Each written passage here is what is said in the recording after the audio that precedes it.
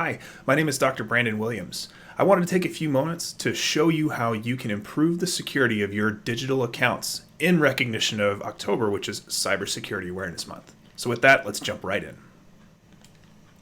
So first, I think it's critically important to recognize how much of our interactions have moved online. And this is with apps on our phones, with websites, even in spite of the pandemic, which we hope is starting to wane.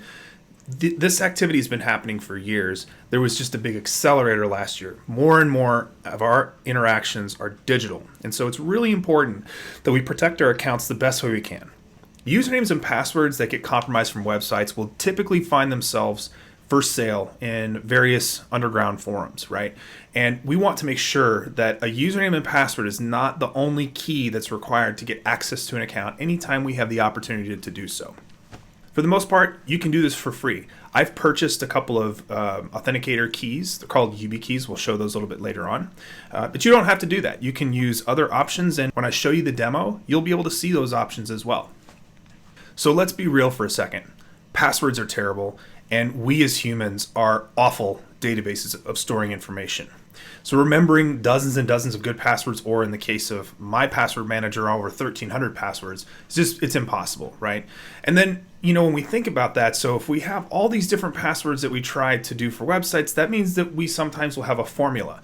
And I can tell you from corporate world, this formula somewhat looks something like this, right? So it's some name or proper noun of somebody who's special to you or close to you, or just a word that you're going to start all of your passwords with. It's probably going to start with a capital letter, so that way you can get your upper and lowercase complexity.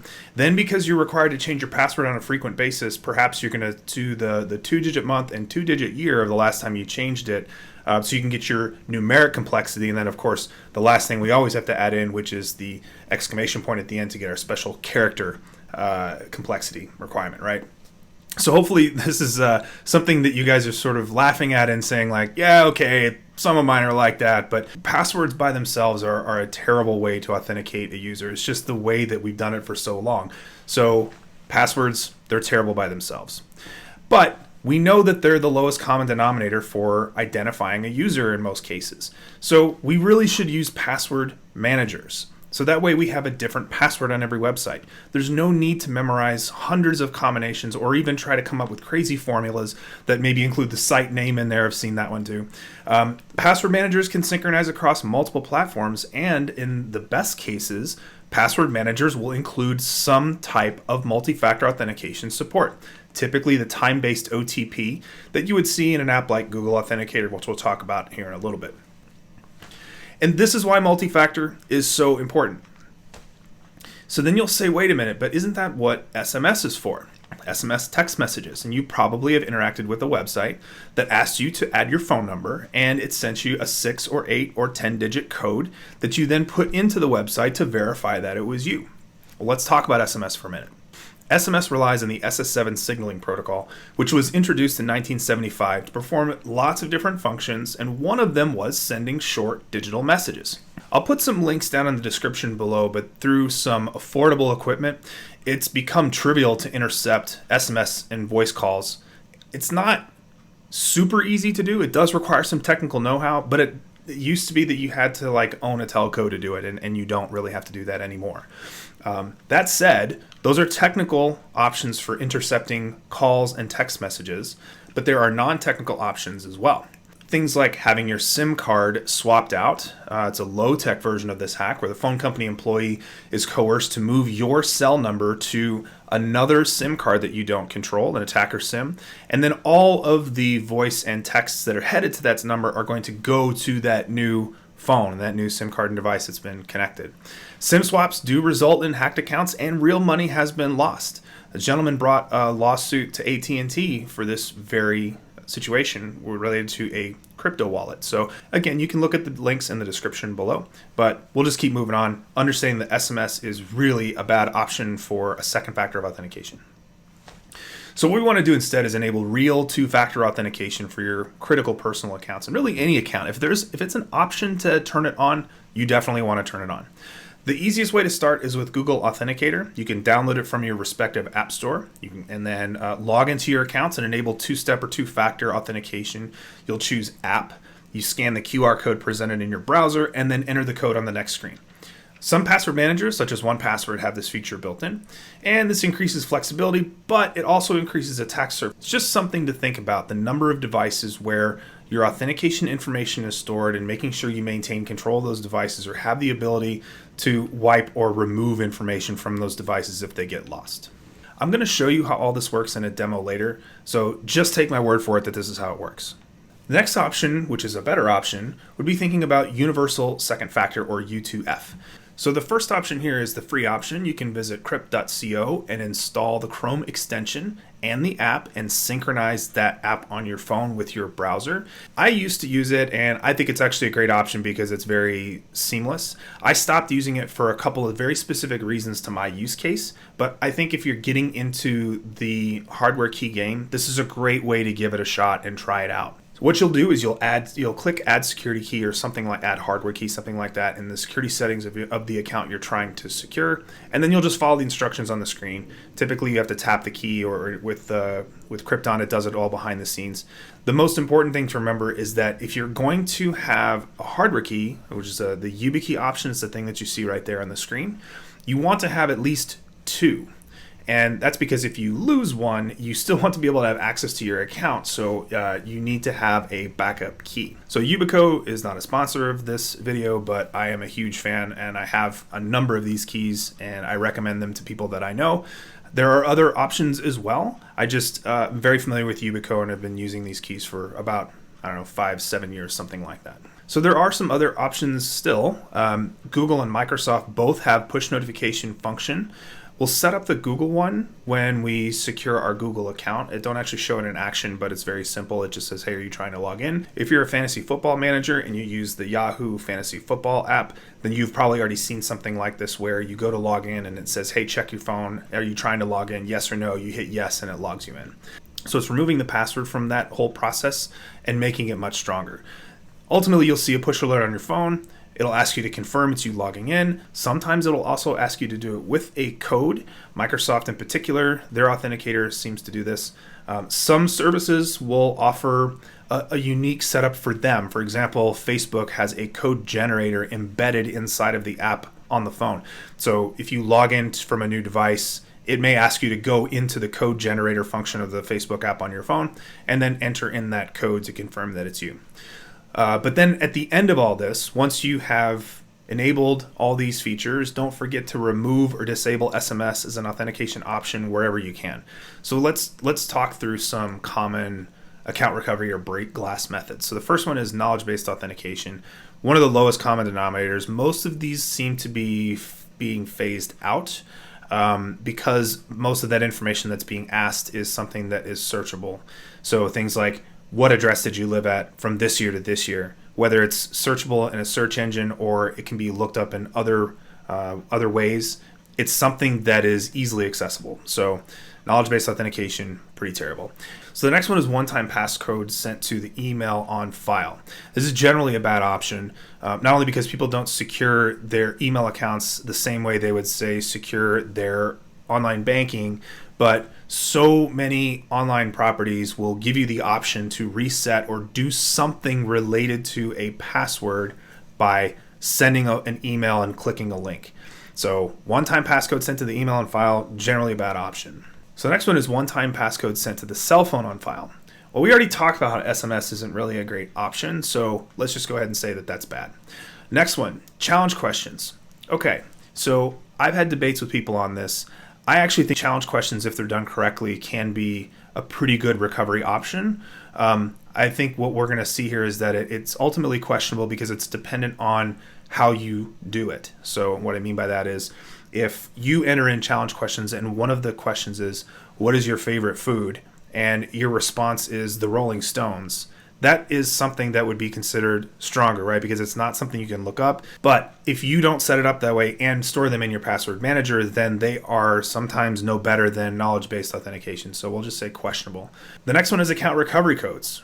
So when you set up your two-factor, There will be a list of codes. Sometimes it's 1, typically it's 10, usually all numeric, sometimes alphanumeric. You'll pop those in to your password manager, or you print them out and put them in a safe place so that if you do lose access to your account for whatever reason, you can use one of those account recovery codes and they're a one-time use. So I think those are pretty good. And then the next one is a second strong authenticator, which is excellent. It's probably the best option, right? So, if I lose one YubiKey and I can't get into my account, well, then let me use my other YubiKey, which is just as strong and just stored in a different place. So let's talk about what happens in the real world. When one account gets compromised, an attacker is going to look to see how it's connected to other accounts.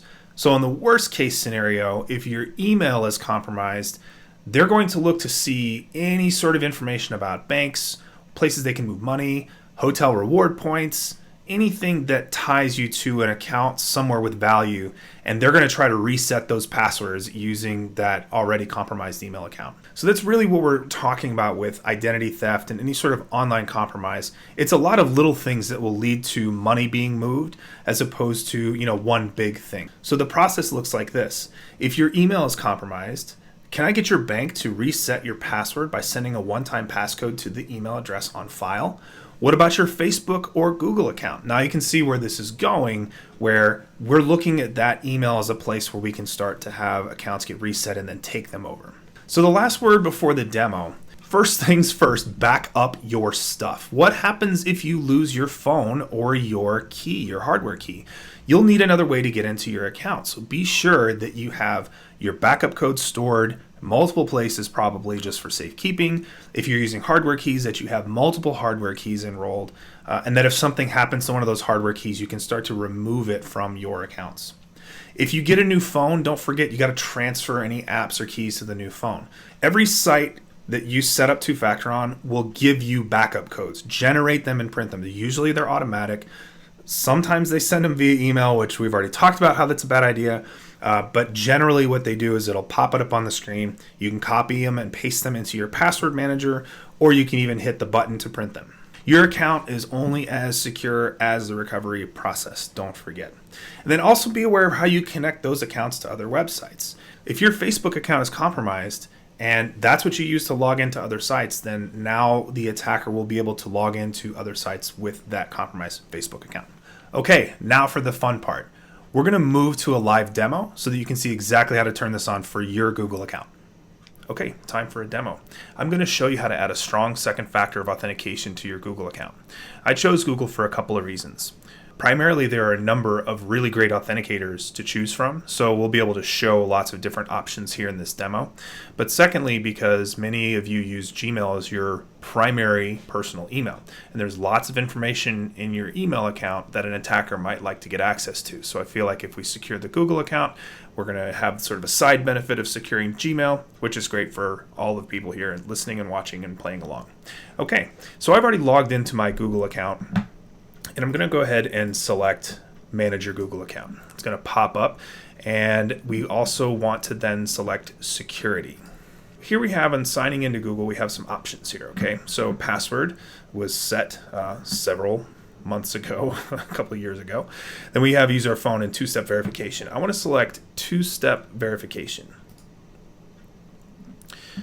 Now, basically what this is saying is like, hey, you want to protect your account with a second step of authentication. This adds an extra layer of security. It helps keep the bad guys out. Phishing attacks, username and password don't work 100% now. You have to have that second step of authentication, which we are going to set up. So click Get Started. I get to enter my password again, most likely. I have a password manager that's doing this for me, so there's just a hotkey that I'm hitting, and then we'll click Next. Okay, so the first thing that it's going to ask me is, do you want to use your phone as a second step to sign in? Now, this is not sending a text message. This is using the Google app that has been installed and opened and logged in from on my phone. And the answer is yes, we want to do this. This is a push notification. It's a very secure way to do second factor authentication. There are some limitations, though, that we'll talk about in a minute, but we'll go ahead and say yes, let's set that up.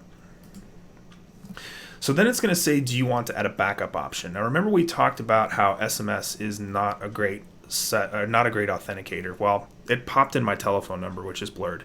So we're going to say use another backup option. I don't want to add my phone number as an option here. Okay, so then we have all of our backup codes. I'll show you what I do when I'm presented with this type of a screen.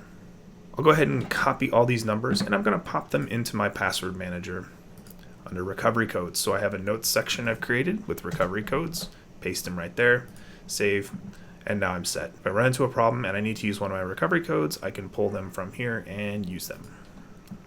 Great, let's click next. And just confirming that you did print or download, yes, we have our codes, great.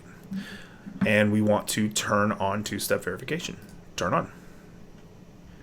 Great. We're done. So now just that one step has added a tremendous amount of security to our Google accounts, but we're not done there yet. We want to add some more options. So I'm going to use an Authenticator app as my next one. We have these other options down here, but I want to use the Authenticator app. I'm going to click Setup. Now I'm going to do this from my password manager, so it doesn't really matter which one of these that I select. And actually, I'm not even sure it matters in general which one you select because it's the same process. But I'm just going to go ahead and select iPhone and click Next. So this QR code is what synchronizes the code generator, the time-based OTP generator. So here's my password manager again. And we'll go ahead and click Edit on this. And I want to add a new one-time password. So let's click that. Now you'll see that in 1Password, there's this little icon. It's a little QR code reader. Now what it does when you click this is it brings up a window called the 1Password code scanner. So your 1Password needs permission to record your screen, which it will ask you the first time you use it, but you want to put the QR code inside of these blue brackets. When you do that, they turn green, it reads it, you can see it saves, and now we have a one-time password. So I'm going to go ahead and copy this because when we go to click Next, it wants to confirm that it was actually correct and correctly imported. You say verify, and we're good to go. Excellent. Now I've discovered a little bug here. I'm going to hit refresh so it actually shows up, and now you can see the Authenticator app is set up. It says on iPhone, but it's set up here. It's the 1Password manager. Okay. Now we want to add our security keys. Now when I click this, there's going to be an interesting thing that happens with Chrome. Chrome will ask you if in the right setup, if you want to use your Bluetooth enabled iPhone as your universal second factor. So this is kind of a fun thing. You can click on this and you can set it up and it says, hey, it's already added. It was a one-click type thing. And so the couple things I wanted to point out. So one, this is now the default. If you recall, Google Prompts was the default before.